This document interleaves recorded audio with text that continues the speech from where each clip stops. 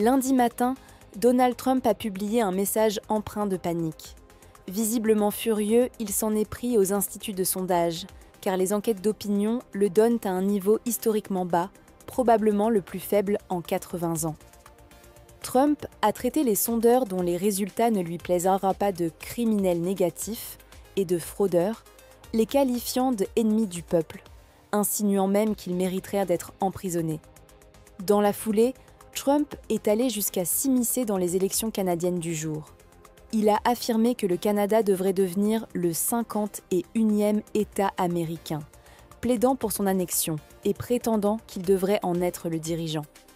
Il a même appelé les Canadiens à voter pour un candidat qui baisserait leurs impôts et renforcerait leur armée, vantant les avantages économiques que le Canada pourrait tirer de son intégration aux États-Unis. Ce comportement d'ingérence électorale a été largement dénoncé comme honteux et indigne.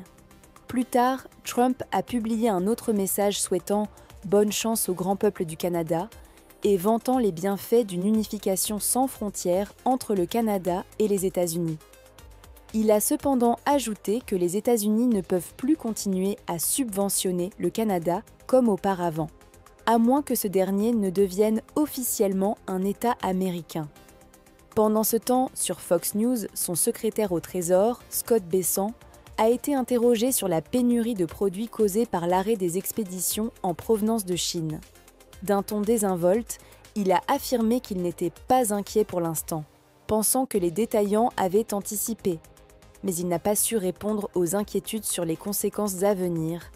Rayons vides, réparations impossibles, manque de fournitures scolaires et pénurie de cadeaux de Noël. Lorsqu'on lui a demandé si des négociations commerciales avec la Chine étaient en cours, Bessent a laissé entendre sans certitude qu'il pourrait être appelé un jour.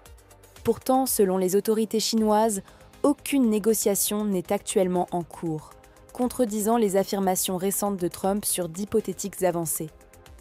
La situation économique est d'autant plus critique que le volume du transport de marchandises et de fret chute drastiquement, confirmant le gel des échanges commerciaux.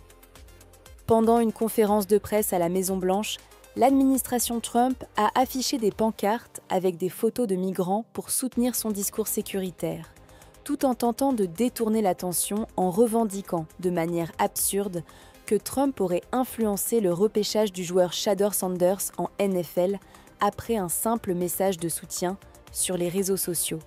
La porte-parole de Trump, Karoline Leavitt, a également défendu les 18 propositions commerciales prétendument avancées par l'administration, malgré l'absence d'accords concrets.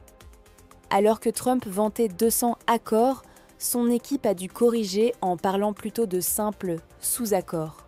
Quant au secrétaire à la Défense, il a été présenté comme irréprochable par l'administration malgré les nombreuses polémiques, notamment sur l'envoi d'informations classifiées par SMS.